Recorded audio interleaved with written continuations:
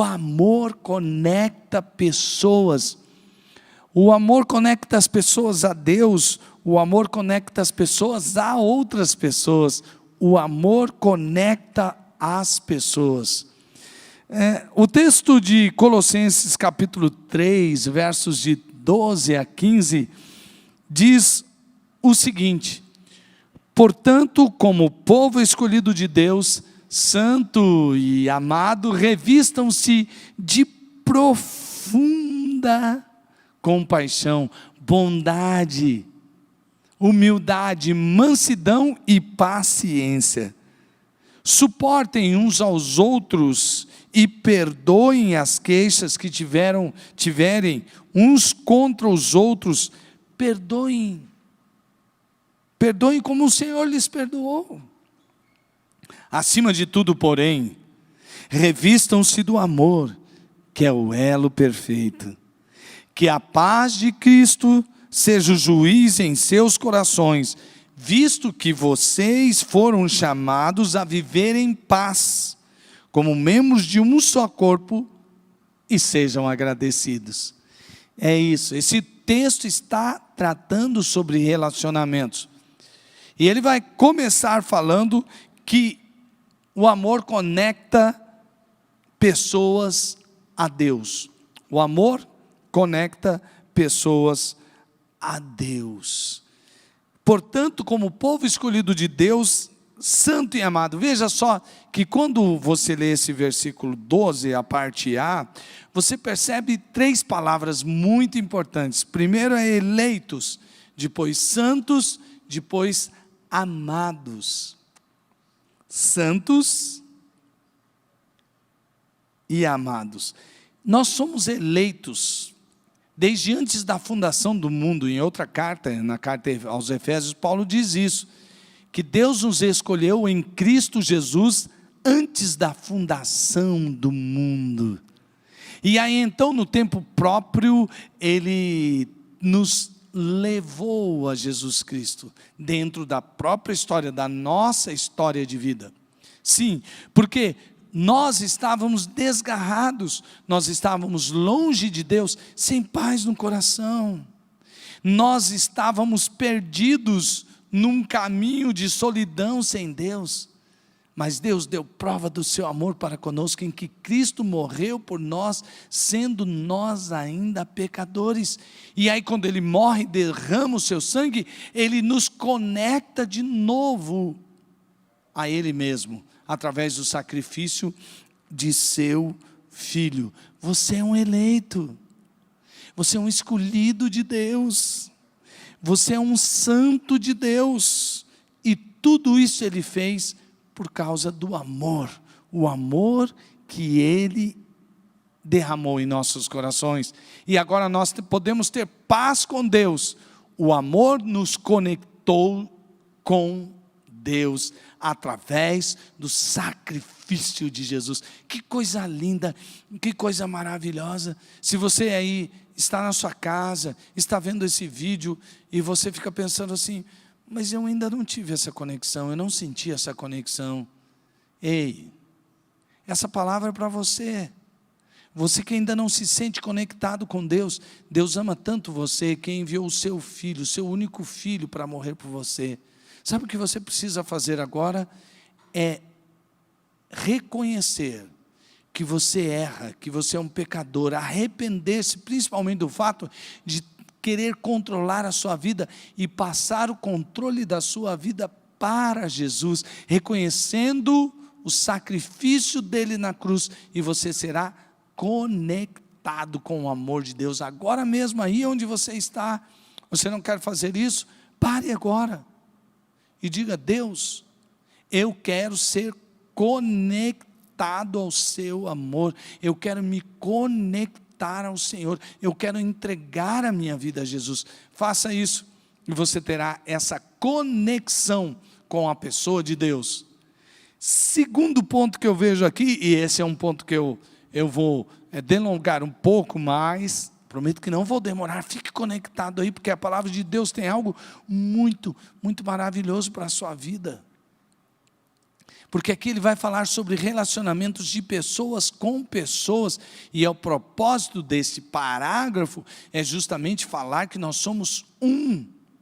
Nós somos o corpo de Cristo e que estamos conectados pelo elo perfeito que é o amor. Você pode perceber lá na parte B do versículo 12, revistam-se de profunda compaixão, bondade, humildade, mansidão e paciência. Você que está aí com a sua Bíblia aberta, versículo 12, parte B, fala sobre como o amor nos reveste para nos relacionarmos uns com os outros.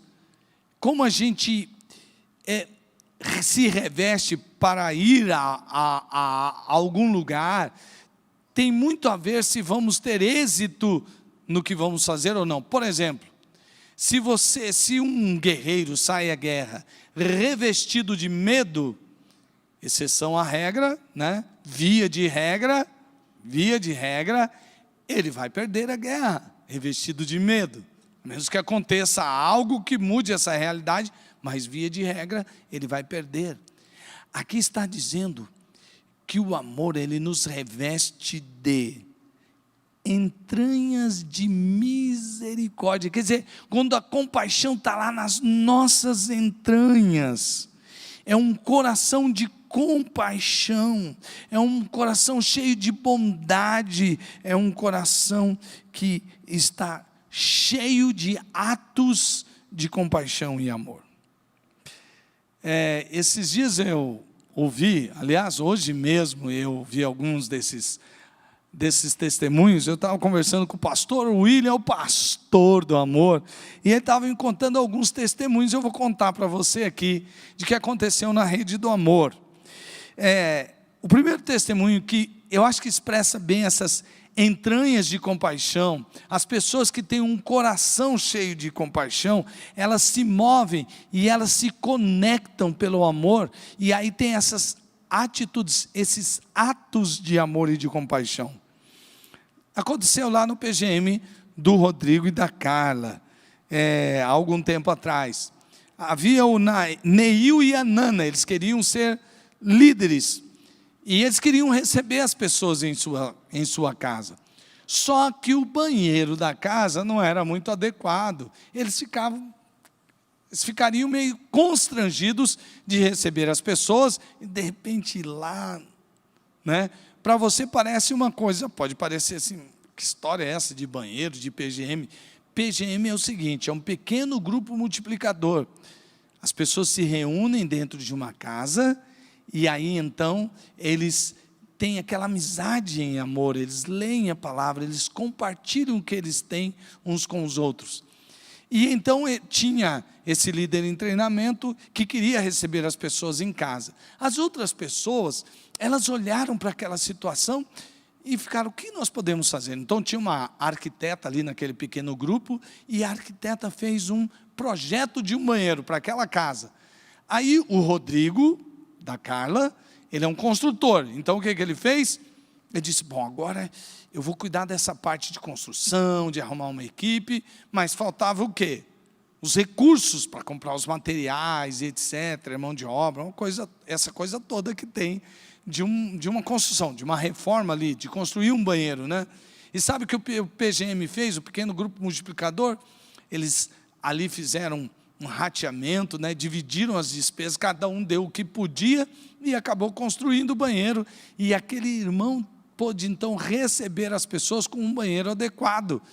Veja só, você pensaria num ato de amor, de compaixão como esse, de alguém ver, até olha só, aonde aquele amor levou as pessoas a sentirem o que o outro estava sentindo, o desejo daquele coração em receber pessoas na sua casa, e fizeram aquilo. Então, são entranhas de misericórdia, pessoas que foram movidas pela compaixão. A Bíblia diz que aquele que tem o amor, ele também é revestido de humildade, mansidão e paciência. Essas coisas estão interligadas. Porque qual o sentido da palavra humildade aqui no texto? é ter uma opinião humilde de si mesmo, é ter aquele senso profundo de insignificância, é sentir que está vulnerável, que tem as suas fraquezas. Aliás, esses dias a gente estava aqui no encontro com líderes, no Tadel, não sei se você participou, e tem uma frase do Craig Groeschel sobre humildade que é muito interessante. Ele diz assim, que a humildade inspira, o orgulho desencoraja.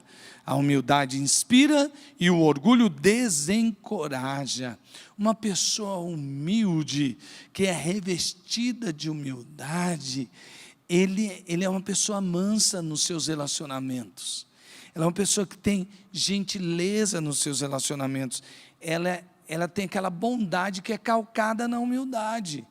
Ele não se considera o tal, o maioral.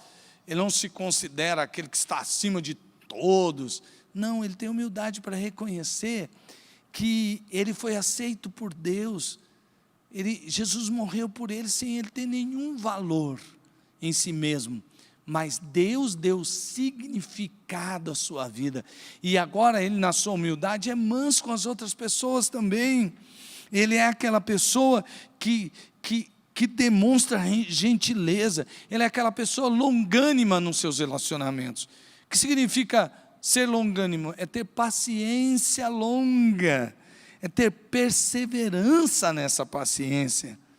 A palavra também expressa lentidão em punir pecado, que faz parte do caráter de Deus. Mas muitas vezes a gente mesmo quer sair julgando, e até dizendo, não, por causa disso você merecia, por causa disso você precisa passar por uma disciplina e tudo mais. Aí vem aquela parte do legalismo, de sair julgando e culpando as pessoas. Mas aquela pessoa que é revestida do amor, ela é aquela pessoa que é humilde, ela é uma pessoa mansa, ela é uma pessoa longânima. Olha que coisa linda essa característica do amor, Por isso, uma pessoa que tem essas características, ela está sempre se conectando a pessoas, e pessoas estão se conectando a elas. O amor conecta pessoas. E o texto continua no versículo 13, dizendo assim, suportem-se uns aos outros e perdoem as queixas que tiverem uns contra os outros. Perdoem como o Senhor lhes perdoou. Essa palavra suportar em amor é uma palavra muito linda. Paulo está dizendo aqui que nós devemos carregar uns aos outros. Nós devemos ser aqueles que vão dar o suporte para o outro ficar em pé e permanecer em pé. E caso ele caia, nós seremos o suporte para ele se levantar. O amor oferece suporte àquele que, no momento de fragilidade, ou está para cair, ou caiu e precisa se reerguer. O amor dá esse suporte que faz com que a gente ame tanto o próximo que quer vê-lo sempre em pé. Lá no PGM, falar de novo de pequeno grupo multiplicador, nessa minha conversa com o pastor do amor, ele me contou essas histórias que acontecem ali na rede do amor. Num dos PGMs, tinha um professor de arte marcial, alguma luta lá, e ele tinha uma academia, e por causa da pandemia, as pessoas pararam de ir ali, e tinha várias restrições. Enfim, ele teve que fechar a academia e começou a passar por certas restrições econômicas. Mas ali no PGM da Juliana, as pessoas se importaram, tinham entranhas de compaixão, eram pessoas que estavam cheias de misericórdia, de bondade. Eles estavam ali na humildade, ajudando uns aos outros. Eram pessoas que estavam querendo resolver o problema. E aí então o PGM se reúne e compra para aquele professor um fogão, Mas não somente isso, eles vão lá e compram o alimento, porque já estava até faltando isso. E eles não querem, não querem, não desejam que aquele irmão passasse por necessidade. Então agora, em tempo de pandemia, o amor continua conectando as pessoas. Eles não estão se reunindo presencialmente, mas eles sabem uns dos outros. Tem toda essa conexão, né? Via internet, aí, através das redes sociais, e eles sabem como um e o outro estão vivendo nos bate-papos das redes, né? E eles sabiam dessa necessidade, e eles se mobilizaram, oferecendo suporte em amor, para que esse irmão não passasse necessidade. Olha que coisa linda. Esse texto, ele diz assim: perdoem as queixas que vocês têm um contra os outros. E ele até diz, tem um exemplo, perdoem como Jesus fez. Veja só, gente, como Jesus nos perdoou, não é verdade? Pecadores como nós. Eu sei o quanto pecador eu sou, e eu sei o quanto falho sou, e Jesus sabe de tudo isso, mas sempre, constantemente, Ele está perdoando, Ele está nos dando novas oportunidades, porque o perdão, ele tem essa característica, de dar novas oportunidades, da pessoa errar, não excluir a pessoa, não condenar a pessoa, de tal maneira que essa pessoa se sinta totalmente excluída. Não, o perdão, ele dá uma nova oportunidade, assim como Jesus fez com Pedro, por exemplo, que depois de haver negado por 3 vezes, ele chega e pergunta por 3 vezes: Pedro, você me ama? Ali era Jesus oferecendo perdão, e quando Pedro disse: sim, o senhor sabe que eu te amo, pisei na bola, mas eu te amo, Jesus disse: então apacenta as minhas ovelhas. Jesus poderia ter dito para ele: ó Pedro, já que você pisou na bola desse jeito, bom, eu vou te perdoar, mas infelizmente você não vai mais dar para você liderar, porque você deu muito mau exemplo. Não, Jesus vai ali, Pedro sabe que ele errou, ele está constrangido, ele está arrependido, e Jesus o perdoa e lhe dá uma nova oportunidade, até mesmo de liderança. Quando fala de perdão, e a gente lembra de relacionamentos, a gente às vezes vê que há certos momentos que coisa difícil é perdoar, né? Em relacionamentos, por exemplo, como o casamento, muitas pessoas chegam ao divórcio. Certa vez o pastor William estava pregando, e ele acabou de pregar, foi procurado por um jovem que diz: eu estava ouvindo a sua mensagem, e eu preciso assim de recomeçar, eu preciso dessa restauração, eu preciso, e o meu casamento se acabou, estou separado da minha esposa, e eu gostaria muito de restaurar o meu casamento. E aí ele se lembrou de um casal que estava liderando um PGM, um desses pequenos grupos, e ele então entrou em contato com o Vinícius e a Andréia, e deu também o contato do Vinícius para esse rapaz, para essa pessoa que havia se divorciado. E eles têm uma história de que ficaram divorciados durante 2 anos, mas houve uma reconciliação através do amor, que ofereceu perdão. Aquele jovem foi para o PGM, eles começaram a orar, e aquele jovem também teve o seu casamento restaurado, porque o amor foi renovado, o perdão foi concedido, e eles então puderam se unir novamente. O amor conecta, o amor reconecta as pessoas através do perdão. E Paulo diz assim, acima de tudo, no versículo 14, porém, revistam-se do amor, que é o elo perfeito. Acima de tudo, porém, revistam-se do amor, que é o elo perfeito. Esse aqui é o versículo chave para mim, neste parágrafo aqui, de Paulo falando dos relacionamentos. Esse amor é o amor fraterno, que um irmão sente pelo outro, traz a ideia de banquete do amor. Esse banquete do amor, esse amor, ele é o elo que une as pessoas. Aqui a palavra é de um vínculo, aquilo que se amarra, aquilo que é uma atadura, um laço, um ligamento pelos quais os membros do corpo humano são unidos.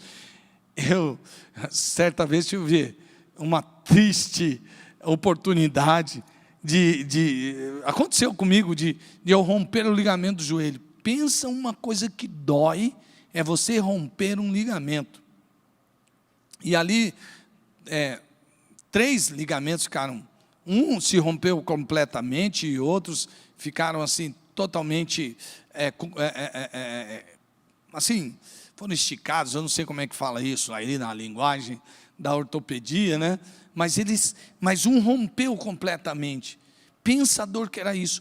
E a minha perna ficou sem, assim, sabe, sem sustentação, porque desconectou.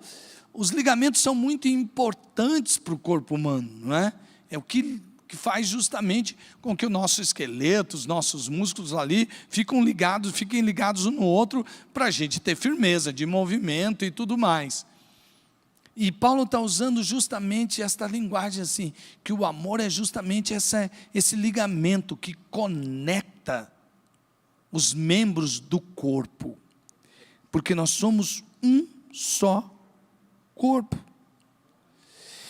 O amor é o elo perfeito que conecta as pessoas, que faz com que as pessoas realmente se importem umas com as outras.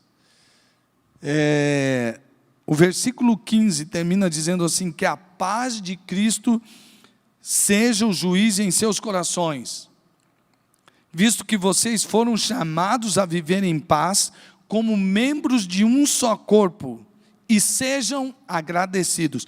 Perceba que a paz de Cristo seja o juiz em seus corações, visto que vocês foram chamados para viver o quê? Em paz, conexão, como membros de um só corpo, e sejam agradecidos.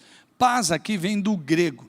No grego, paz é eirene. Se você se chama Irene, olha aí, ó, não sabia disso? Fique sabendo. Seu nome significa paz. E traz o sentido aqui de ausência de guerra. A guerra destrói, a guerra traz uma destruição tal que provoca numa nação ou entre nações cisões terríveis, e a guerra traz muita pobreza, traz muita miséria. E Paulo está usando sim esta palavra, mas o sentido aqui é mais sobre paz entre os indivíduos. É aquela questão da harmonia, da concórdia entre as pessoas. Essa paz, ela traz segurança, traz prosperidade, felicidade. Sim, porque a paz e a harmonia fazem e mantêm as coisas seguras e prósperas. É o estado tranquilo da alma que está em paz com Jesus Cristo. É a paz daquela alma que tem certeza da salvação, de vida eterna. É aquela paz que não pode ser afetada por aquilo que está no exterior, porque tem a paz de Cristo que excede todo o entendimento no interior. É aquela paz que nos livra de todo medo, por saber que aquele que entregou o seu próprio Filho vai nos dar todas as coisas nele. Quando você sabe desse amor do Pai, quando você deposita a sua fé nesse amor de Deus, que fez com que Ele entregasse seu próprio Filho, você fica em paz. Você diz assim, esse Deus que entregou o seu próprio Filho, Ele está cuidando de mim, porque Ele me tornou o filho dEle. Como um Pai bondoso, eu tenho segurança no amor e no cuidado que Ele tem por mim. Isso é paz. Paz que excede todo o entendimento. E entre os relacionamentos, essa paz, o texto diz, deve ser o juiz, deve ser o árbitro de nossos corações. Então, se eu tenho paz nos meus relacionamentos, eu vou estabelecer paz. E ele termina esse versículo dizendo, e sejam agradecidos. Há um poder muito grande na gratidão. E a gratidão, ela faz o nosso coração se manter em paz. É verdade. Uma coisa está conectada com a outra. E quando nós somos gratos, nós também estamos nos conectando à ação de Deus contínua sobre a nossa vida. O nosso cérebro, ele tem ali algumas coisas, ações e reações. Tem um videozinho desse, né, na internet, da neurociência, que fala que geralmente quando nós ficamos pensando muito sobre coisas que nós gostaríamos de ter, ainda não temos, e planejamos como tê-las. Não há mal nenhum em você planejar, né? Mas quando você fica muito conectado só ao futuro, você vive ansioso. Enquanto isso, quando nós temos gratidão por tudo que nós já temos, o nosso cérebro vai fazendo lá suas ligações, aquela coisa da dopamina e tudo mais, que vai nos trazendo paz interior, que vai nos dando aquele sentimento de conexão com Deus, do Pai bondoso. Então a gratidão, ela vai operar na sua vida coisas maravilhosas. Então faz o seguinte, faz um teste. Antes de dormir, faça uma listinha de 5 coisas que você tem para agradecer. Amanhã, ao acordar, agradeça por mais 5 coisas. E vai fazendo isso de manhã, de noite, durante esta semana. No final da semana, você vai ver como a sua semana foi diferente, porque você encheu o seu coração de gratidão. Você vai ver como a paz de Deus vai ganhar o seu coração. Eu não sei pelo que você pode agradecer. Por exemplo, a gente está usando muito máscara agora, né? E fica um pouco complicado às vezes para respirar, né? E se você não aguenta chegar aquele momento que você pode tirar a máscara para respirar melhor. E o ar para respirar faz muita falta. Você pode ficar sem comer durante um tempo, pode ficar sem tomar água durante um tempo, mas pode ficar muito pouco tempo sem ar para respirar. Isso já é uma coisa que você tem para agradecer. Hoje, por exemplo, de manhã, eu acordei, a hora que eu virei de lado assim, vi quem? Minha esposa, uma princesa linda. Eu já comecei agradecendo por aí, Deus, muito obrigado, porque eu dormi ao lado de uma princesa, a princesa Taniamara. Tem tantas coisas que você tem para agradecer, a vida de meus filhos, a vida dos amigos que tenho, amigos tão preciosos, amigos que eu caminho com ele, amigos que são parceiros de fé, de ministério, gente que eu vi nascer na vida cristã, que hoje são líderes de muita influência. Como isso é lindo, como isso é maravilhoso, são coisas que você tem para agradecer. Encha a sua vida de gratidão. E assim a paz de Deus, que excede todo entendimento, ganhará o seu coração. E a paz é muito importante para a gente viver conectado em amor. O amor conecta as pessoas a Deus, o amor conecta pessoas com pessoas. Que Deus abençoe a sua vida, que você possa estar aí na sua casa, no lugar onde você está, recebendo esse amor de Deus,